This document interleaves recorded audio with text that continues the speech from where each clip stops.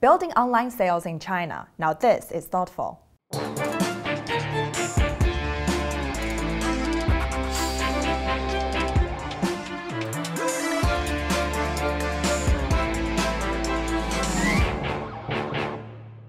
Hello, I'm Kitty Boo in Shanghai. E-commerce is the flourishing industry in China. Consumers have embraced the internet's ability to offer comparison shopping and product research, and marketers are eager to expand their operations beyond flagship stores in established markets like Beijing and Shanghai. Last year on Thoughtful China, we looked at some of the reasons online shopping has grown so quickly in China and examined the best KPIs to know if your e-commerce strategy is working. Today on our show, we're looking at e-commerce from a different angle. The hurdles in this industry has to overcome, such as privacy, counterfeiting, user data protection, payment systems, and distribution. And Lak Tram, Digital Strategy Director at Web2 Asia, will have a thought or two about why Chinese love shopping online. But first with us is Frank Levin, Chairman and CEO of Export Now. So Frank, you set up a company called Export Now. Yeah. Can you tell us a little bit about what this company does? Sure. What we do is we provide e-commerce services in China for the foreign companies so that any foreign company can now post and sell on Tmall in China as easily as they can post in their home market. And this means about 6 different things. It means inbound logistics. We bring it in from the United States or wherever. We do customs clearance and label and compliance issues. We do warehouse operations and fulfillment. We do the whole web design. We'll typically start by taking the home market web page, the typeface, the photos, the videos. We'll put it up on Tmall for them, translate it, adapt it for the Chinese market. We'll do digital marketing, outreach, social media for them, last mile delivery, collect renminbi, and then remit back US dollars to the US company. So a US company can now run a Tmall store, Tmall sales operation from their office in the United States. It means China is now the easiest market in the world to enter for foreign consumer products. So what made you leave politics and a career in PR politics and then join business world and founded this e-commerce company? Well, I had a set of skills from government that I thought in some respects were very transferable because a lot of the issues on customs clearance, regulatory approval, and compliance really come from a government policy background, and it's important for the foreign exporter, the U.S. company or wherever, to be able to understand Chinese regulations and adhere to them. So that's not a bad background. But in truth, what happened was it's the end of the administration I was serving. The government I was with in Washington, the Bush administration, left office, and the appointees that came with President Bush left with him. So my skills are that I understand commerce and marketing in China, and I have a finance background in China, and what can I do to be helpful? And I think e-commerce was a great opportunity. Who are your main clients? Are they smaller brands in a niche area, or are they big mid-size? brands? We'd say companies that have a strong product slate, but not strong distribution. We can offer the distribution in China. So these would typically be retail-oriented, consumer-oriented brands that have between maybe $100 million and $1 billion in sales. We have companies over that number, more mid-size, larger companies, but it typically be around $1 billion to $100 million. From your own experience, what do you think foreign companies need help from to set up e-commerce companies in China? Sure. The challenge is that there's a series of mechanical tasks that unless you have local familiarity, local competency, it's all new to you. So for example, as I mentioned, customs clearance, local registration, even renting a warehouse locally. If your company can only sell maybe $1 million or $2 million online in China, it's very difficult to put somebody into Shanghai to interview warehouse operators, to rent space, to hire a warehouse operator and so forth. Web design might be the same activity. Express company, last mile delivery. So there's a series of reasonably small mechanical steps that can be just burdensome if the company's based in the United States and they simply can't afford the management bandwidth to set all of that up. So we've set it up. From your experience, what are the mistakes that you've made in the early stage setting up business here? Or what are the challenges? Well, I think there are a lot of challenges. In a way, it's sort of bad news, good news, meaning the fact that it took us 6 months or so to register and maybe closer to 12 months to put together, we think, a pretty good team, is just a reminder that it's never easy, right? And if you're coming in from overseas and you have to do all of this, it can be quite a challenge. I don't know if we made any one killer mistake or really went dramatically the wrong way. One change we made, though, to illustrate that point, Kitty, is we initially started marketing in the United States. We found it more fruitful to market to U.S. companies already in China, meaning the company's already committed to China, they're already selling in China, but they don't have an e-commerce presence yet in China because e-commerce is a separate set of skills of fulfillment and CRM activity and digital marketing, and they just haven't done it yet. So we can do all of that for them. So one change we made over the last year was shift in emphasis from marketing directly to companies in the US to marketing to the China manager of the US company. Are Alibaba's Taobao and Tmall the only major platforms that foreign e-commerce companies should know or consider about operating in China? Well, every company's a bit different, so I'm not sure if there's a one-size-fits-all, but I'd say in general the answer to that question is going to be yes, because those platforms together account for well over 50% of the e-commerce market. So that's not a bad place to be. And it's no surprise that Levi's store in China is on Tmall, that Nike store is on Tmall, that Sony's on Tmall, that Disney, that Apple and so forth, that the great global consumer brands go to Tmall. That is the premier site. And that's where our store is as well. So it's not a bad place to start. So I'd say in general the answer is going to be that's your solution. Mm-hmm. Who are some of the lower tier online shoppers in the country? Who are these people? Well, look, there's a range. The number of internet users in China is hundreds of millions of people.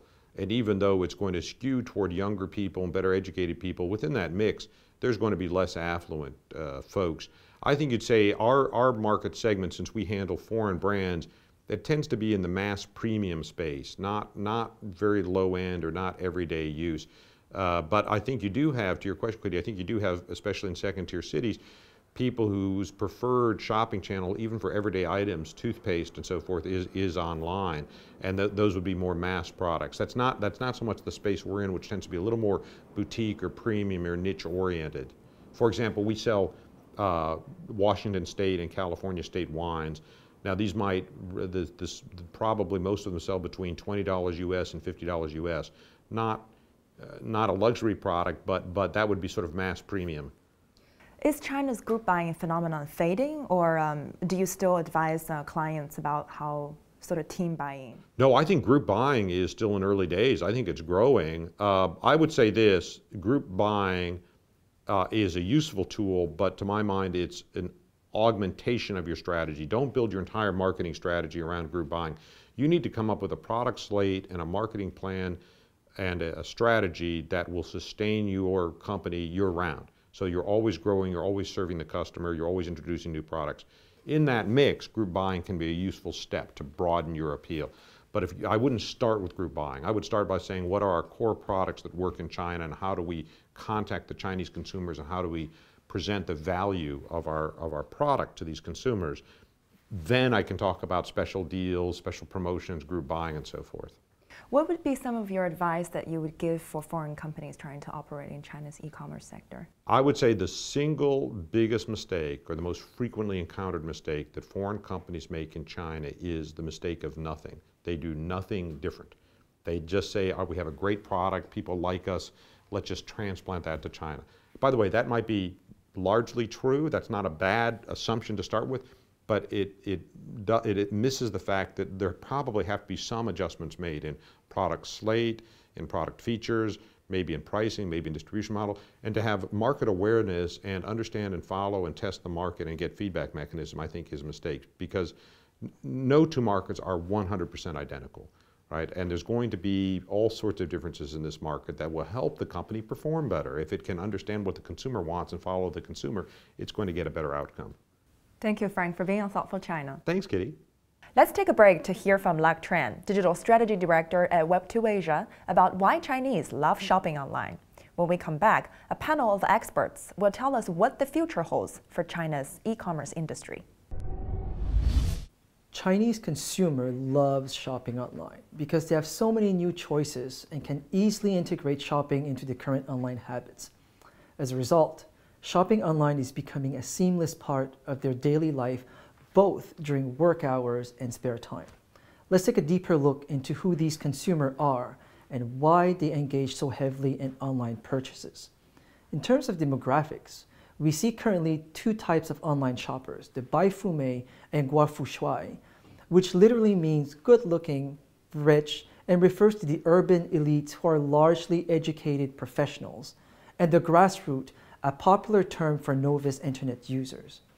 research shows that even though online shoppers in Tier 4 cities, those grassroots shoppers, have lower average income, the amount they spend online tend to be similar to those of shoppers in Tier 2 and Tier 3 cities. This translates into a higher wallet share for online spending in lower tier cities, and the main driver here is access to greater assortments of goods online than offline. While pricing remains the real key factor in around 50% of all purchases for both groups, it may not be the most crucial motivators for online purchases in lower tier cities.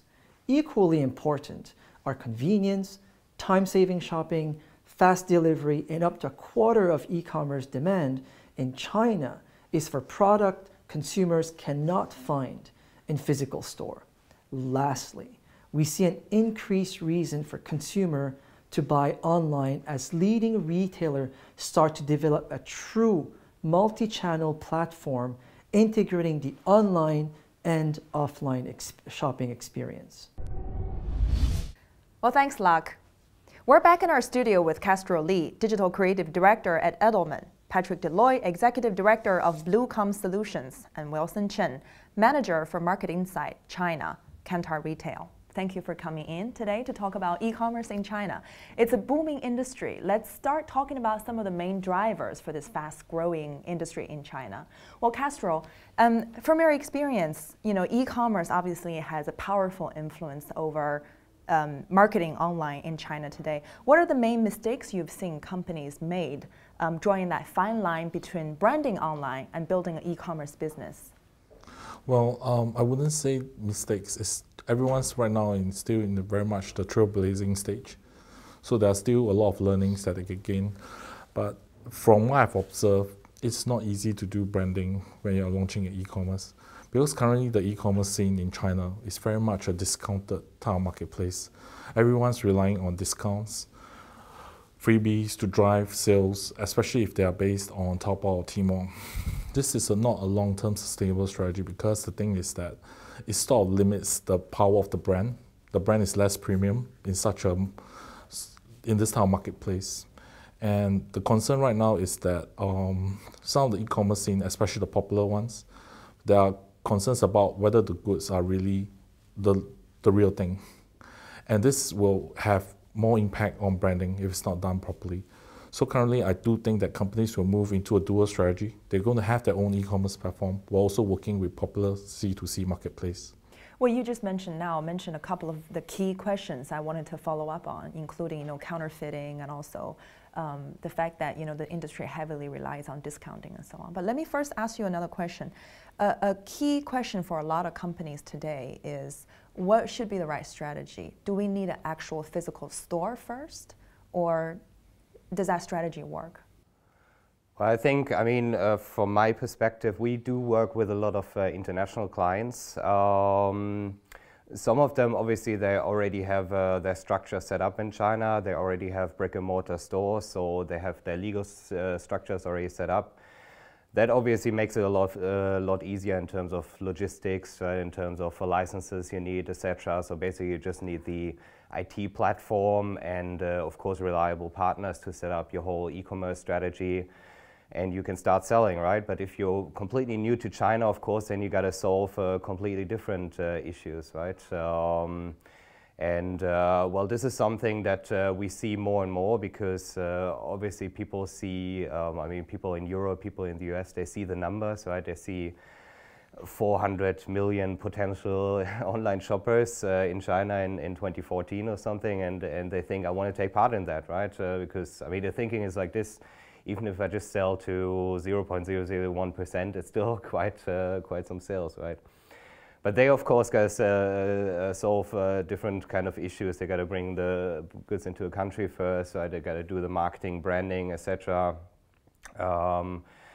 For them, obviously, it's more difficult, and in a legal point of view, usually things go a little bit more slowly in China, right? But on the other hand, time to market is very important, right? So usually they try to find like a middle way, maybe going through the marketplaces first, right, without setting up their e-commerce, their own e-commerce structure yet, but at the same time working also on their own channel, because just as Castro said, for your own marketing efforts, right, you need your own channels too, because at the end, if you're going through Tmall, Taobao, etc., all these marketplaces, you're not in control of the marketing, right? And it's all very much price and discount based, really. To add on to what Yes said, I do think that the answer is actually not that easy to answer. But from what I noticed, the key trend right now is O2O, online to on-site. Any new brands coming to the marketplace must pursue an e-commerce and store strategy. Because when it comes to branding, having a store in China is probably the best way to brand. And the e-commerce part is probably to allow consumers to access the brand from cities, provinces that don't have their stores. This is basically why e-commerce is such a boom, big thing in China. Recently, I had the pleasure of going through some of the latest research on where e-commerce is concerned, and that is a very interesting behavior. In Tier 1, consumers normally go to an e-commerce portal once. They have very little repeat purchase. The second purchase normally happens at the store.